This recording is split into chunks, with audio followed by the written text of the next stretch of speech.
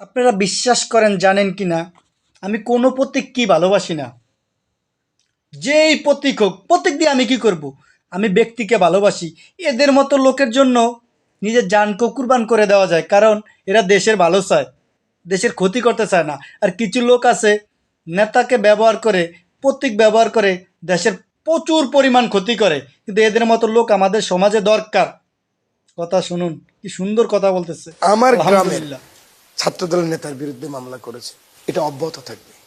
আমি ইলেকশনে আগেই বলেছি 12 তারিখ পর্যন্ত আমাকে ভোট দিবেন, 13 তারিখে আপনার দল আপনি করবেন। এটাই এই জন্য 17 বছর সংগ্রাম করেছি। আপনার দল আপনি করবেন। সেখানে যদি আমার দলের কেউ এখন বলে তুমি ভোট দাও নাই কেন, বা একটা সুযোগ নেই, সেখানে তো 100% জিরো টলারেন্স। সেজন্যই আমার দলের সেক্রেটারি মামলা করেছে, উপজেলার সেক্রেটারি আমার সবচেয়ে প্রিয় ব্যক্তিদের বিরুদ্ধে মামলা করেছে, আমার ছাত্র দলের সেক্রেটারি মামলা করেছে, আমার গ্রামের